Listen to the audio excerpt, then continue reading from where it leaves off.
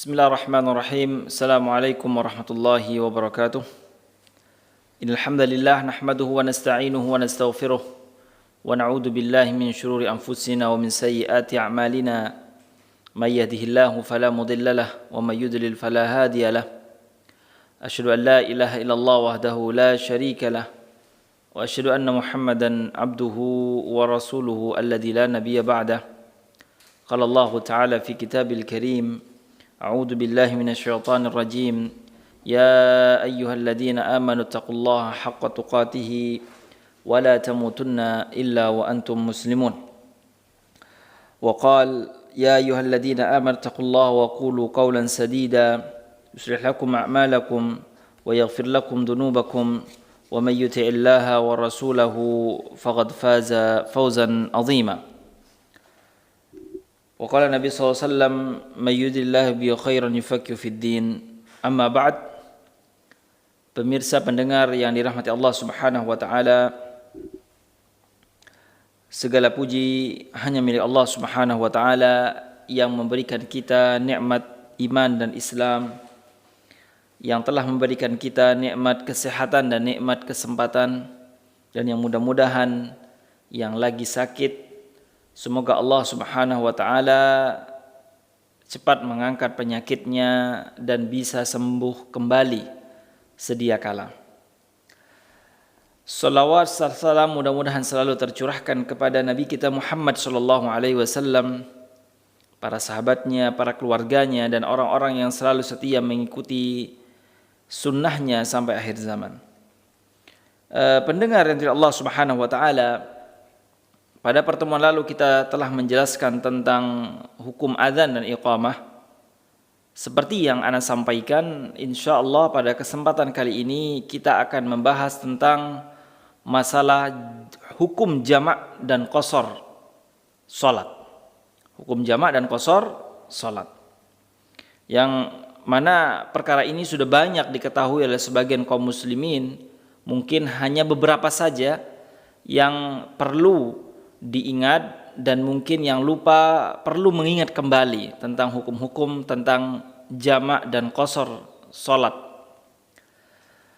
Muallif rahimahullah Syekh Abu Bakar Jabil Al-Jazairi menulis dalam kitabnya, yaitu fil qasri wal jam'i wa salatil maridi wal khawfi, yaitu tentang hukum qashar dan jamak. Kemudian bagaimana tata cara sholatnya orang yang lagi sakit, dan juga bagaimana tata cara sholat orang yang lagi dalam keadaan takut. Dalam keadaan takut. Insyaallah kita mulai yang pertama adalah tentang masalah qashar. Ya, qashar sholat kalau kata orang sekarang ya, qashar sholat. Apa itu qashar? Apa itu qashar? Al-qasru huwa salatul rubaiyati raka'ataini bil Fatihati was surah. Qashar artinya salat 2 rakaat, yang mana salat ini aslinya adalah 4 rakaat. Tentu ini adalah salat wajib ya. Kita sekarang berbicara tentang salat wajib, salat 5 waktu. Qashar salat artinya dia sholat 2 rakaat, yang mana jumlah rakaat aslinya yaitu 4 rakaat. Seperti sholat duhur, 4 rakaat. Tetapi dia mengerjakan sholat duhur secara qashar yaitu 2 rakaat. Sholat asar dan juga sholat isya. Ammal maghrib was subh fala tuqsarani likaunil maghribi thulathiyah was subhi thunaiyah. Ya, adapun salat maghrib was subh fala tuqsirani, janganlah di qashar. Salat maghrib dan salat subuh tidak boleh di qashar, tidak boleh dikerjakan separuhnya, enggak. Karena salat maghrib 3 rakaat. Bagaimana separuh 3 rakaat? 1 rakaat setengah gitu. Enggak. Kemudian sholat subuh adalah 2 rakaat. Masa iya kita sholat 1 rakaat saja, separuh dari 2 rakaat? Maka sholat maghrib dan sholat subuh itu tidak berlaku tentang hukum qasar. Kemudian hukumnya, hukum qasar tersebut, apa hukumnya? Hukmuhu al-qasru masyru'un. Qasar itu adalah disyariatkan. Sebagian para ulama itu khilaf di antara madhab. Ada yang mengatakan qasar adalah sunnah muakkadah. Bahkan ada yang mengatakan di madhab Hanafi adalah qasar adalah hal yang wajib. Ya, hal yang wajib dikerjakan. Nanti bagi orang yang beberapa yaitu bagi orang yang musafir, karena qasar itu adalah identik bagi orang yang lagi musafir, lagi safar, lagi perjalanan, qasar. Karena tidak ada selain perjalanan dia bisa qasar atau dia boleh qasar, tidak boleh. Qasar itu adalah bagi orang yang lagi dalam keadaan perjalanan atau lagi dalam keadaan musafir. Dalilnya apa? Dalilnya adalah ayat, yaitu surat Nisa ayat 101. Allah Subhanahu wa taala berfirman, A'udzu billahi minasyaitonir rajim, wa idza darabtum fil ardi falaysa 'alaikum junahun an taqsuru minas salati in khiftum ay yaftinakumul ladzina kafaru. Kata Allah Subhanahu wa taala, apabila kalian mengadakan perjalanan di muka bumi, falaisa 'alaikum junahun, maka tidak mengapa bagi kalian an taqsuru minas shalah. Ya, an taqsuru minas shalah, yaitu mengqasar salat. Tadi yaitu yang mana 4 rakaat rakaat asalnya dalam menjadi 2 rakaat. Maka tidak mengapa. Itu dalil dari Al-Qur'an. Kemudian dari hadis Nabi sallallahu alaihi wasallam wa qaulihi Rasul sallallahu alaihi wasallam lamma su'ila anhu. Pernah Nabi sallallahu alaihi wasallam ditanya tentang masalah qasar, salat dalam perjalanan, ya, salat dalam perjalanan. Maka Nabi SAW mengatakan shadaqatun tasaddaqallahu biha alaikum. Bahwasanya qasar itu adalah sebuah sedekah, sebuah pemberian Allah, keringanan Allah Subhanahu wa taala kepada kalian. Faqbalu shadaqatahu. Maka ambillah sedekah tersebut, ambillah rukhsah tersebut, ambillah keringanan yang mana Allah Subhanahu wa taala memberikan keringanan kepada kalian, maka ambillah, kata Nabi SAW. Itu adalah tentang qasar, ya, hukum qasar, bahwa qasar adalah boleh dikerjakan. Bahkan sebagian para ulama mengatakan afdal bagi orang yang lagi perjalanan yang memenuhi syarat dia boleh qasar, dia lebih afdal dia mengqasar salatnya daripada dia menyempurnakan salatnya. Karena apa? Karena qasar adalah sebuah sedekah, sebuah pemberian rukhsah, ya, dari yang mana Allah Subhanahu wa taala berikan kepada kaum muslimin, dan Allah Subhanahu wa taala sangat suka diambil keringanannya. Artinya ketika Allah memberikan keringanan tersebut dan manusia tersebut mengambil keringanan. Di hadis lain mengatakan innallaha yuhibbu ayyu'ta rukhasahu kama yuhibbu ayyu'ta azaimuhu. Bahwasanya Allah Subhanahu wa taala suka, cinta, ya, bagi hamba yang mengambil rukhsah Allah, keringanan yang Allah berikan kepada dia, sebagaimana Allah cinta terhadap hamba yang mengerjakan segala perintah Allah Subhanahu wa taala. Jadi qasar adalah sebuah apa? Sebuah syariat yang kita apabila kita dalam keadaan perjalanan, maka tentu dengan syarat-syarat yang akan kita jelaskan nanti, apa? Yaitu salat, yaitu dengan mengqasar salat. Kemudian wa muwatabatu Rasul sallallahu alaihi wasallam taj'aluhu sunnatan muakkadatan. Nah, karena seringnya Nabi sallallahu alaihi wasallam ketika dalam keadaan perjalanan, Nabi sallallahu alaihi wasallam selalu mengqasar salatnya, ya, tapi tidak semua, ya, tidak semua perjalanan Nabi sallallahu alaihi wasallam mengqasar, karena ada beberapa yang perjalanan Nabi sallallahu alaihi wasallam tidak mengqasarnya atau tidak menjamaknya. Yaitu karena seringnya Nabi SAW melakukan seperti itu, maka para ulama mengatakan taj'aluhu sunnatan muakkadatan. Para ulama mengatakan bahwasanya qasar adalah sebagai hukum, yaitu sunnah muakkadah, sunnah yang ditekankan untuk dikerjakan bagi seorang muslim ketika dalam keadaan perjalanan. Idma safar Rasul sallallahu alaihi wasallam safaran illa qasara fihi wa qasara ma'ahu ashabuhu radhiyallahu anhum ajma'in. Karena Nabi SAW tidak pernah safar, tidak pernah melakukan perjalanan kecuali Nabi SAW mengqasar salatnya, dan para sahabat yang bersama Nabi SAW juga ikut mengqasar salatnya. Ya, hadisnya adalah hadis yang dikeluarkan oleh Imam Al-Bukhari dari sahabat Ibnu Umar radhiyallahu taala anhuma. Kata Ibnu Umar, "Sahibtu Rasulullah sallallahu alaihi wasallam." Saya menemani Nabi SAW dari berbagai perjalanan Nabi SAW, perjalanan atau safar Nabi SAW. Fama kana fakana la yazidu fis safari ala rak'atain. Nabi SAW tidak pernah menambahkan atau tidak salat lebih dari 2 rakaat.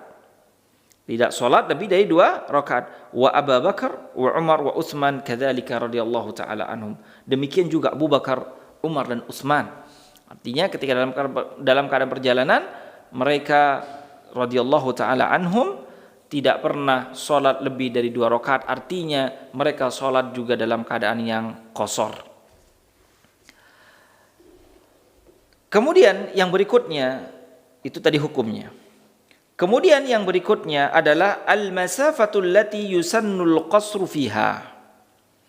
Jarak yang mana kita boleh mengqasar salat, jarak perjalanan yang mana kita boleh mengqasar salat.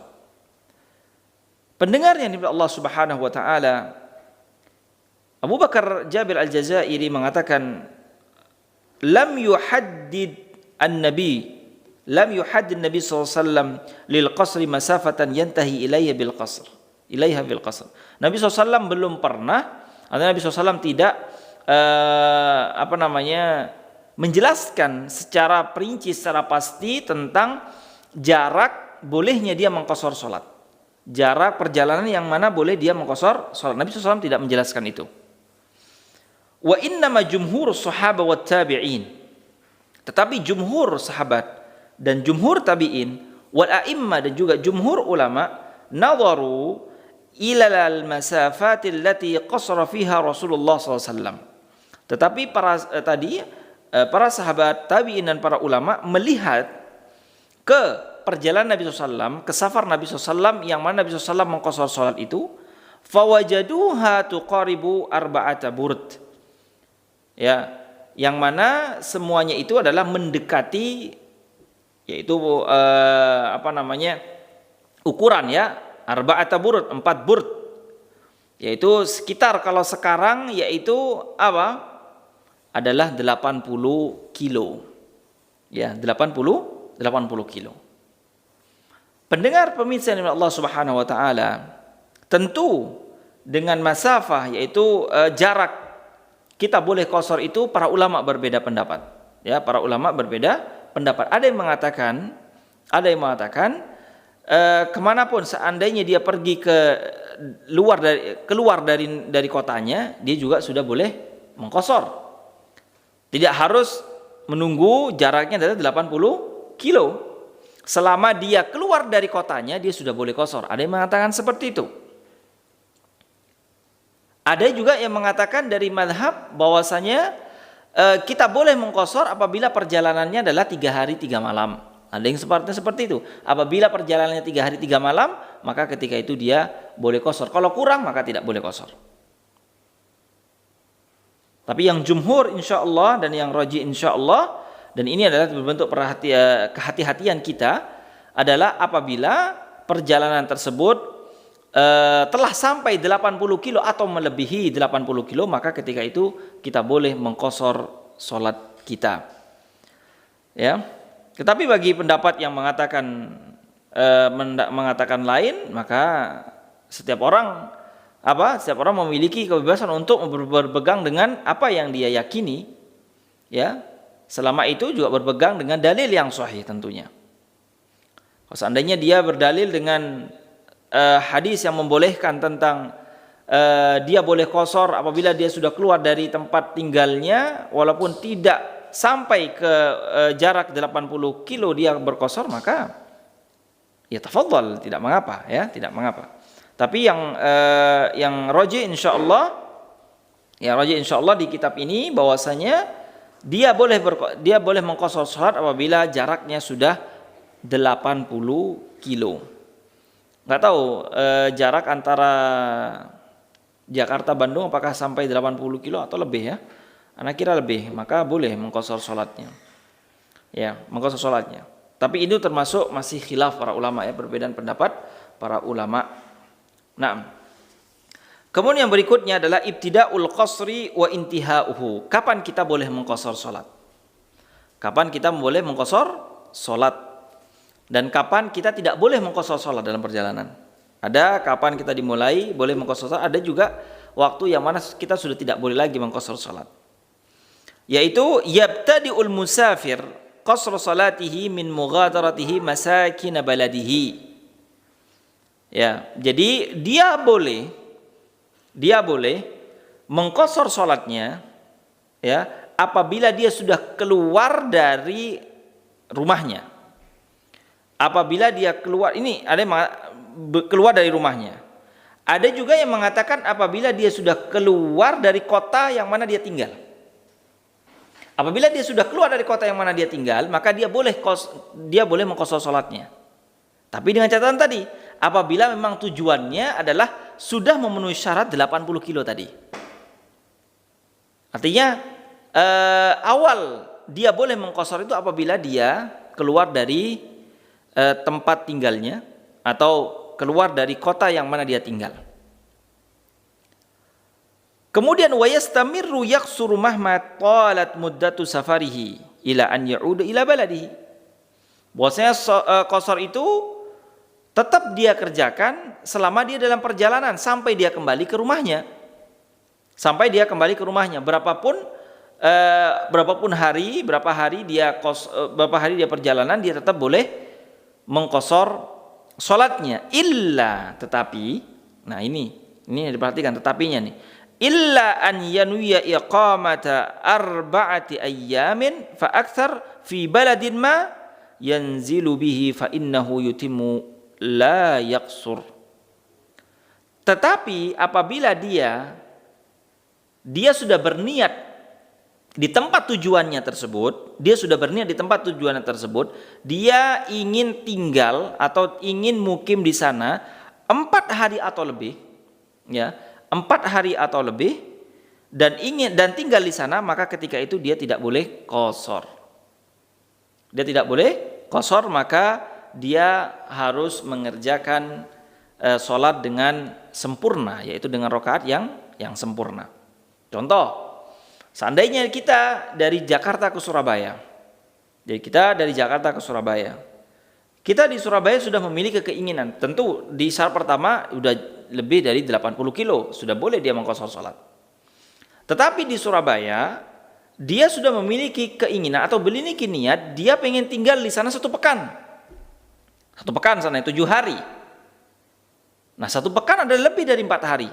Maka ketika dia ada di Surabaya, dengan niatnya yang ingin tinggal 1 pekan, maka ketika itu dia tidak boleh mengqashar salatnya.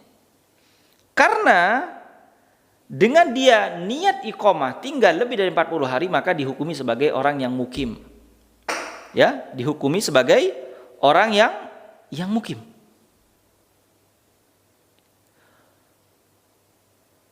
Walam tabaqal illatul lati syu'ira walam tabaqal illatul lati syuri'a min ajliha al-qasru wa hiya qalaqul musafir wa insyghalu balihi bimahami safarihi. Karena ketika sudah dia berniat mukim lebih 4 hari, maka sudah hilang illah dia boleh qashar. Karena orang illah boleh qashar karena dia sibuk dengan perjalanannya, ya, merasa susah dia dalam perjalanannya dan seterusnya, maka ketika itu hilang dia ilahnya. Maka ketika ilahnya hilang, maka dia kembali ke hukum asal. Berarti sholatnya adalah 4 rakaat yang asalnya dalam 4 rakaat.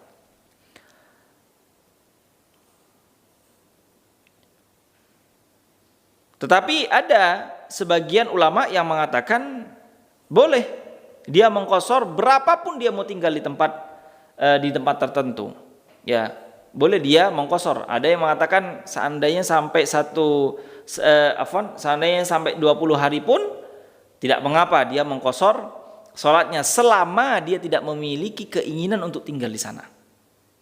Ada yang mengatakan seperti itu juga. Ya, itu pendapat yang kedua ya. Ada yang mengatakan selama dia tidak memiliki niat untuk tinggal di sana, walaupun dia dalam keadaan tinggal di sana 1 pekan kah, 2 pekan kah, maka tetap dia boleh mengqashar salatnya dengan pendapat yang itu. Karena ada di hadis Abu Dawud itu bahwasanya Nabi SAW pernah tinggal di Tabuk, ya di Tabuk di sana 20 hari dan Nabi SAW mengqashar salatnya. Mengqashar salatnya. Karena apa? Nabi tidak memiliki niat atau tidak meniatkan untuk bermukim di sana. Karena pengen sudah selesai keperluan, Nabi SAW sudah mau kembali lagi seperti itu. Itu adalah awal bolehnya kita qashar dan sampai kapan kita meninggalkan qashar tersebut. Tapi insya Allah yang rajih adalah apabila kita sudah meniatkan pengen tinggal di tempat yang kita tuju melebihi dari 4 hari, maka ketika itu kita lebih baik jangan mengqashar salatnya, ya, jangan mengqashar salatnya khurujan minal khilaf, yaitu keluar dari khilaf, ya, keluar dari khilaf, dan kita salat dengan sempurna, yaitu yang 4 rakaat adalah 4 rakaat. Nah, kemudian yang berikutnya adalah kata beliau muallif mengatakan an-nafilatu fis safar. Salat sunnah dalam perjalanan, ya. Salat sunnah perjalanan. Apakah kita boleh enggak kita mengerjakan salat sunnah dalam perjalanan? Idza safaral muslimu lahu ayyatruka sa'iran nawafil. Ya, min ratibatin wa ghairiha ma'ada raghibatil fajri wal witr. Seorang muslim yang mengadakan perjalanan atau seorang muslim yang lagi safar, boleh dia meninggalkan seluruh salat sunnahnya. Boleh dia meninggalkan seluruh salat sunnahnya. Entah itu salat sunnah rawatib, ya, ba'diyah atau qabliyah salat sunnah rawatib, ataupun salat sunnah yang lainnya. Boleh dia kerjakan ma'ada kecuali 2 salat, yaitu salat al-fajr, yaitu qabliyatul fajr, yaitu salat 2 rakaat sebelum fajar, dan salat witir. Karena 2 salat ini Nabi Shallallahu Alaihi Wasallam tidak pernah meninggalkan 2 salat sunnah ini dalam keadaan hadar, dalam keadaan mukim, dan juga dalam keadaan safar. Karena apa? Saking besarnya fadilah kedua salat sunnah ini, Nabi SAW tidak meninggalkan salat qabliyah fajar dan salat witir. Maka kita sebagai orang muslim mencontoh dong ke Nabi Muhammad SAW. Walaupun kita dalam keadaan musafir, boleh kita meninggalkan seluruh salat sunnah yang ada, itu salat duha, salat tahajud, salat rawatib, dan salat yang lainnya. Tapi kita lebih dianjurkan atau ditekankan untuk tidak meninggalkan salat kedua fajar, yaitu salat qabliyah fajar dan juga salat witir. Naam. Kemudian kama anna lil musafiri an yatanaffal bila karahiyah ma syaa minan nawafil. Tapi kalau seandainya mau salat sunnah ya tidak mengapa, ya. Seandainya mau salat sunnah ya juga tidak mengapa. Tidak mengapa seandainya dia mau salat sunnah. Faqad shalla Nabi sallallahu alaihi wasallam ad-duha 8 raka'atin wa huwa musafir. Karena Nabi SAW pernah salat duha 8 rakaat waktu itu dalam keadaan yang musafir. Ya, jadi tidak mengapa kalau seandainya dia ingin, walaupun dalam keadaan musafir dia ingin mengerjakan salat sunnah, maka tidak mengapa. Wa kana yatanaffal ala dhahirati dabatihi wa huwa fi tariqati min safarihi. Dan ketika itu Nabi SAW salat di atas kendaraannya. Ya, salat sunnah tadi, salat duha tadi, salat di atas kendaraan Nabi sallallahu alaihi wasallam. Kemudian yang berikutnya tentang qashar. Umumu al-qasri kulli musafirin. Qashar itu disyariatkan itu dari semua jenis safar. Ya. Wala farqa fil qasri baina musafirin raqibin wa musafirin masyin.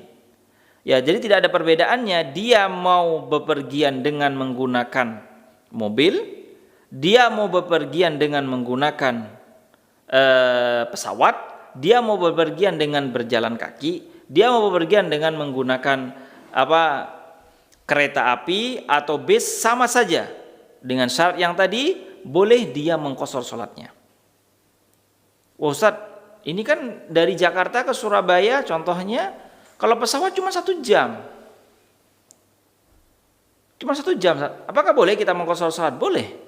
Karena tidak membedakan, agama tidak membeda-bedakan antara dia mau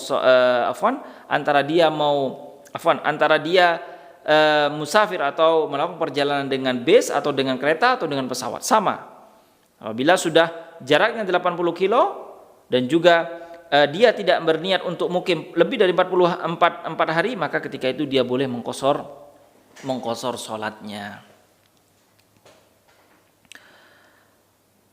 Illal mallah idza kana la yanzilu min safinatihi tula dahr wa kana lahu bi safinatihi ahlun fa innahu la yusannu lahu al-qasru bal alaihi an yutimma salatahu li'annahu kamustautin bisafina, kecuali orang yang memang tinggalnya adalah di kapal laut, ya, seperti kapal pesiar yang mana dari rumahnya di situ, dia pindah ke sana.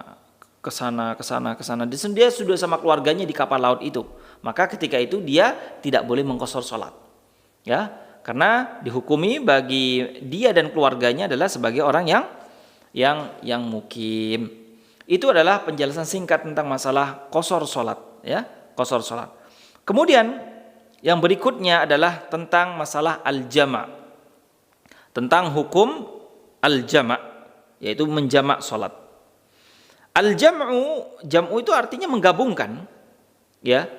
Al-jam'u yaitu menggabungkan antara salat yang ini dengan salat yang berikutnya. Ya, contoh sebenarnya menggabungkan antara salat zuhur dan salat asar, atau salat maghrib dan salat isya. Itu namanya menggabungkan, menjadikan satu. Tapi dengan 2 salam, ya, menjadikan satu, itu namanya al-jama'. Bagaimana, apa hukumnya jama'? Hukum al-jama' adalah rukhsatun jaizah. Hukumnya jama' adalah boleh. Ya, boleh, jama' itu adalah boleh, hukumnya adalah tidak mengapa. Dan rukhsah termasuk keringanan dari Allah Subhanahu wa taala, yang mana kita sangat terpuji kita mengambil keringanan yang mana Allah Subhanahu wa taala berikan kepada kita. Kemudian dalil tentang masalah jama' itu apa? Ya, dalilnya adalah hadis yang diriwayatkan oleh Imam Muslim, bahwasanya dari hadis sahabat Jabir bin Abdullah radhiyallahu taala anhu, wa fihi qal, yaitu Jabir ikut bersama Nabi SAW ketika haji, ya, haji wada.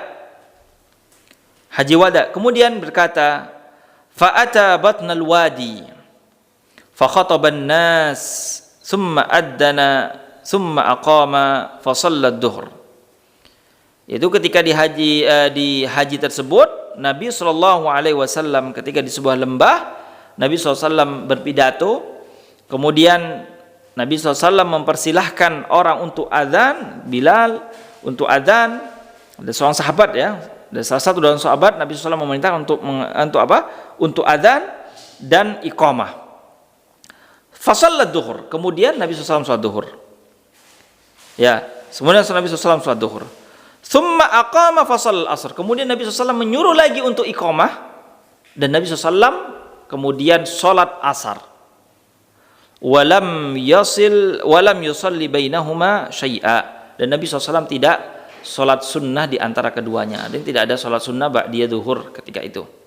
Ya, itu menunjukkan bahwasanya jamak itu disyariatkan. Nabi SAW menjamak sholatnya, yaitu sholat duhur dan sholat asar di satu waktu.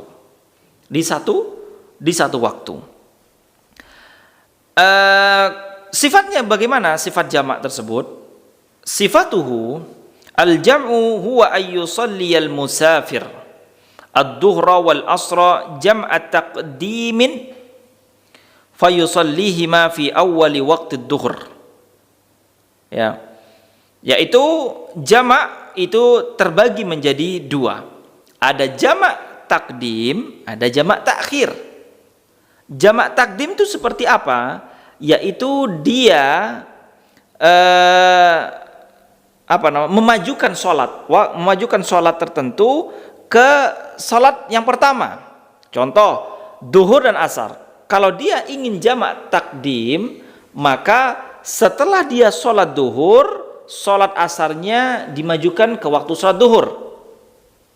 Itu jamak. Itu namanya jamak takdim. Artinya jamak takdim adalah, contohnya adalah dia sholat duhur, kemudian setelah dia sholat duhur, kemudian dia sholat asar di waktu duhur. Ya, sholat asar di waktu duhur. Itu namanya jam takdim. Artinya dimajukan. Sholat asarnya dimajukan ke waktu duhur. Adapun kalau jamak takhir adalah dia mengakhirkan waktu duhur ke waktu asar. Ya, dia mengakhirkan waktu duhur ke waktu asar. Dia boleh tidak mengapa. Dia mengakhirkan waktu duhur ke waktu asar. Tetapi yang dia harus kerjakan adalah sholat duhur terlebih dahulu. Ya, sholat duhur terlebih dahulu, kemudian sholat asar. Begitu juga dengan sholat maghrib dan isya. Kalau dia mengakhirkan waktu maghrib ke waktu isya, maka yang pertama dia kerjakan adalah sholat maghrib terlebih dahulu. Setelah sholat maghrib selesai, setelah itu adalah sholat isya. Adapun subuh, maka tidak berlaku jamak, ya. Sholat subuh tidak berlaku jamak. Karena begitu juga Nabi SAW mengerjakan jamak takdim dan jamak takhir.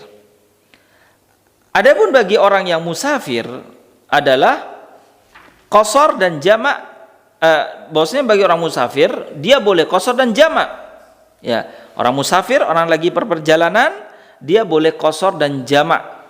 Artinya apabila dia ingin mengerjakan sholat duhur dan sholat asar, bagi orang yang musafir, berarti dia pertama kali mengerjakan sholat duhur 2 rakaat, kemudian dia sholat asar 2 rakaat di waktu apa? Di waktu duhur kalau seandainya jamak takdim.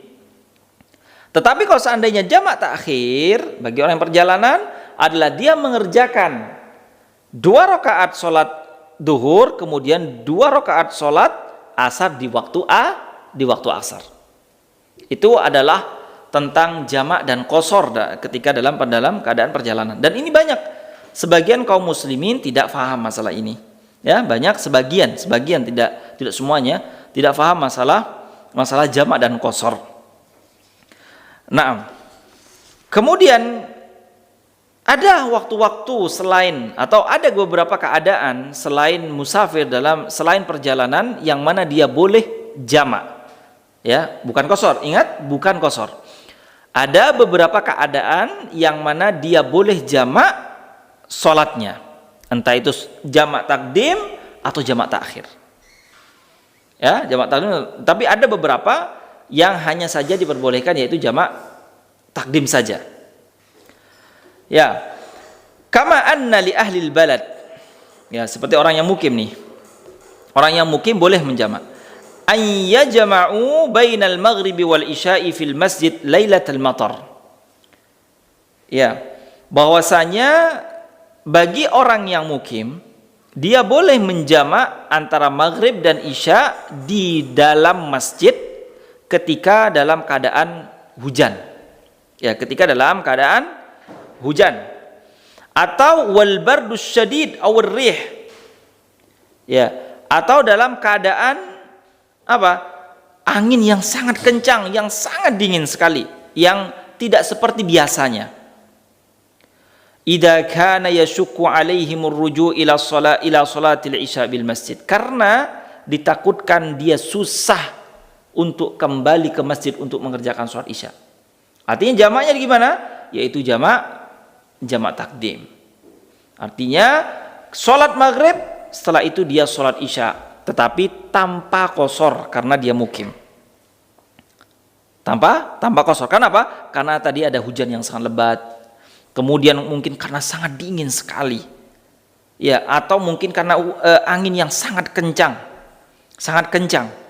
Yang mana dia susah atau kesulitan untuk kembali lagi ke masjid untuk mengerjakan sholat isya. Maka ketika itu dia boleh menjamak sholatnya. Dalilnya apa? Dalilnya adalah hadis Imam Al-Bukhari. Bahwasanya qad jama'a Rasulullah sallallahu alaihi wasallam bainal maghribi wal isya fi lailatin mutirah. Bahwasanya Nabi SAW telah menjamak salatnya, yaitu salat maghrib dan salat isya di malam yang hujannya lebat sekali. Nabi SAW menjamak salatnya. Dan juga Nabi SAW juga di hadis yang lainnya, di hadis Imam Muslim yang lainnya, jama'a Rasulullah sallallahu alaihi wasallam baina adh-dhuhri wal 'ashri wa baina al-maghrib wal isya min ghairi khaufin, ya, min ghairi khaufin wala safar. Wasanya Nabi SAW pernah menjamak salat duhur, salat asar atau salat maghrib dan salat isya, ya, bukan karena dalam keadaan takut dan juga bukan dalam keadaan safar. Yaitu riwayat mengatakan, sebagian ulama menjelaskan bahwasanya dalam keadaan yang hujan yang lebat. Itu, ya. Itu adalah tentang hukum-hukum jamak. Kemudian ada lagi yang dia boleh menjamak salatnya. Ya, yaitu adalah apa? Wa kama anna lil maridi an yajma'a baina adh-dhuhraini wal isya'aini idza kana yashukku alaihi ada'u kulli salatin fi waqtiha. Orang sakit boleh enggak dia menjamak salatnya? Boleh. Apabila yang sakit tersebut merasa kesusahan, merasa kesulitan untuk mengerjakan sholat di waktunya. Mengerjakan sholat di waktunya dia susah, atau takut dia tertidur, mungkin setelah dia minum obat takut tertidur, akhirnya keluar waktu sholatnya, nggak bisa sholat di waktunya, maka ketika itu dia boleh menjamak sholatnya. Ya, illatul jam'i hiyal masyaqqah, karena alasan dia boleh menjamak karena apa? Masyaqqah tadi, karena kesusahan tadi. Bagi yang sakit, ya, kesusahan tadi bagi yang sakit. Famata hasratil masyaqqah jazal jama'. Tapi famata hasratil masyaqqah jazal jama'. Selama dia menjumpai atau mendapati suatu hal yang kesusahan bagi dia, maka dia boleh jamak. Ya. Wa qad ta'arrudul hajatu asy-syadidatu lil muslim fil hadar kal khauf ala nafsin au irdin au malin fayubahu lahul jama'. Dan juga beberapa perkara-perkara yang kesusahan-kesusahan atau kesusahan-kesusahan yang dia hadapi, seperti apa? Dia takut hartanya dicuri orang. Ya, hartanya dicuri, memang takut hartanya dicuri orang, atau memang nyawanya terancam. Ya, kalau seandainya dia harus datang lagi ke masjid atau dia harus sholat di waktunya, nyawanya terancam atau hartanya terancam, maka dia boleh mengerjakan sholat dengan dalam keadaan jamak. Karena apa? Masyaqqah tadi, karena kesusahan tadi. Dalilnya apa? Yaitu dalil hadis Muslim, bahwasanya dari hadis Ibnu Umar radhiyallahu taala anhu qala Rasulullah sallallahu jama'a Rasulullah sallallahu baina ad-duhri wal 'ashri wa baina al-maghribi wal 'isya'i min ghairi khaufin wala matarin. Wa fi riwayah min ghairi khaufin wala safar. Bahwasanya Nabi sallallahu alaihi wasallam, ya, bahwasanya Nabi sallallahu alaihi wasallam menjamak salat duhur dan asar, salat isya dan salat maghrib dan salat isya, bukan karena dalam keadaan takut dan bukan dalam keadaan yang hujan, dan juga bukan karena dalam keadaan yang khauf, takut, dan juga bukan dalam keadaan yang dalam keadaan perjalanan. Walaupun semuanya itu boleh, tetapi ada alasan lain, yaitu karena sakit. Alasan yang lain karena sakit. Jadi orang yang sakit itu boleh menjamak sholatnya. Ya, seandainya dia tidak bisa turun, atau untuk mengambil wudhu susah lagi mengambil wudhu ketika mau sholat lagi karena sakitnya tadi, dia boleh menjamak sholatnya. Ingat, dijamak bukan dikosor. Dijamaknya artinya adalah 4 rakaat, 3 rakaat, 4 rakaat. Bukan kosor, karena kosor hanya bagi orang yang musafir, yaitu dalam keadaan perjalanan. Itu insya Allah kajian kita pada kesempatan kali ini tentang hukum jamak dan qashar, ya, hukum qashar dan jamak dalam sholat. Insya Allah pada kesempatan berikutnya kita akan menjelaskan tentang hukum sholatnya orang yang sakit. Ya, kita tadi sudah menjelaskan bahwasanya orang sakit boleh menjamak sholat. Tapi bagaimana tata cara sholatnya orang sakit sehingga dia sholat dengan sempurna atau dengan apa yang diharapkan atau yang sesuai dengan syariat Rasulullah, yaitu syariat Allah Subhanahu wa Ta'ala, yang mana Nabi SAW telah menjelaskan langsung tentang tata cara bagaimana orang yang sakit itu sholat. Wallahu ta'ala a'lam. Wasta'fu minkum ala hadal liqa. Wa nakhtatim bidu'a kafaratul majlis. Subhanakallahumma bihamdika asyhadu an la ilaha illa anta astaghfiruka wa atubu ilaik. Wassalamualaikum warahmatullahi wabarakatuh.